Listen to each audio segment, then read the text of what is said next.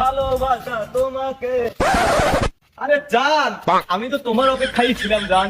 সেই ধরে তুমি কখন স্কুল থেকে বাসায় যাবা, আমি তোমাকে সুন্দর করে একটা প্রপোজ করব জান।